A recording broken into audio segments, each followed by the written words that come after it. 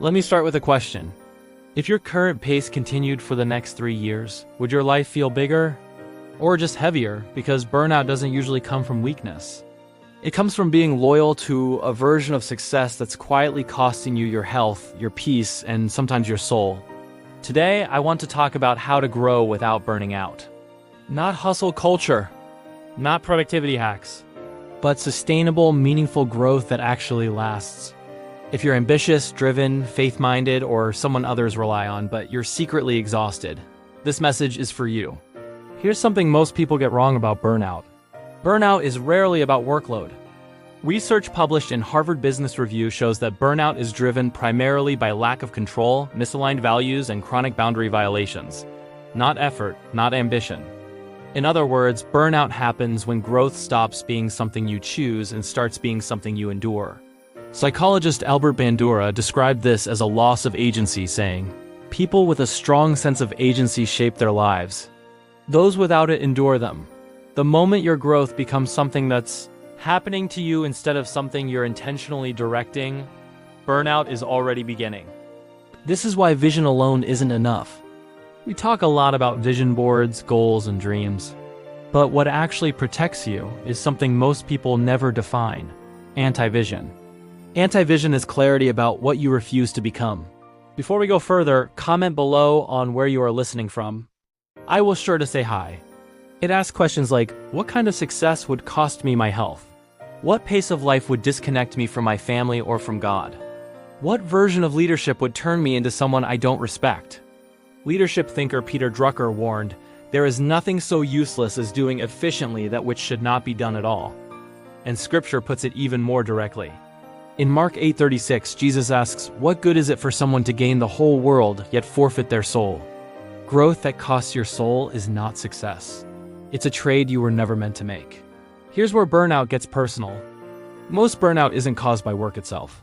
It's caused by what work is trying to prove. For many people, work becomes a way to earn worth, avoid failure, or stay indispensable. You keep going not because it's meaningful, but because stopping feels dangerous. Psychological research through self-determination theory shows that humans need 3 things to thrive: autonomy, competence, and connection. Burnout happens when growth is driven by fear instead of meaning. Even in the Bible, we see this pattern clearly. In Exodus 18, Moses is leading the people alone, exhausted and overwhelmed. His father-in-law Jethro looks at him and says, "What you are doing is not good. You will certainly wear yourself out." Delegation wasn't a productivity trick. It was a sustainability strategy. This brings us to boundaries. Boundaries are not selfish. They are stewardship. Modern leadership research shows that high-performing leaders protect recovery time as intentionally as execution time. Arianna Huffington, after collapsing from burnout, said, "Burnout is not the price of success. It's the price of ignoring your humanity." Even Jesus modeled this. Luke 5:16 tells us, "But Jesus often withdrew to lonely places and prayed."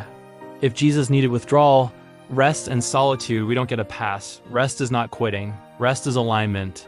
Here's the paradox most people miss. The fastest path to sustainable growth is often simplification, not doing more, doing less with intention. Ask yourself, what am I doing out of obligation instead of calling? What expectations am I carrying that were never mine? What would actually heal if I stopped trying to hold everything together? Jim Collins put it bluntly, if you have more than 3 priorities, you don't have any. And Proverbs 4:25-26 says, let your eyes look straight ahead. Give careful thought to the paths for your feet. Focus is not productivity. It's faithfulness to what matters most. So let's redefine growth. Growth is not constant urgency. It's not endless availability. It's not sacrificing your health to prove your value. Real growth is expanding impact without shrinking yourself, building capacity without losing joy, moving at a pace your soul can sustain. Eugene Peterson described it this way: the Christian life is a long obedience in the same direction. Sustainable growth is quiet, integrated, durable. I want to leave you with one final question. If your current version of growth continued for the next 5 years, would you still have your health? Would you still recognize yourself? Would you still feel close to the people you love and the God you serve? If the answer is no, it doesn't mean you're failing. It means you're being invited into wiser growth. You don't need to destroy yourself to prove your calling. You don't need to earn rest. You don't need to justify boundaries. You are allowed to grow without burning out. If this resonated, like the video so it reaches someone who needs it. Subscribe for more conversations on leadership, faith, and sustainable success. And leave a comment below. What is one boundary you know you need to set?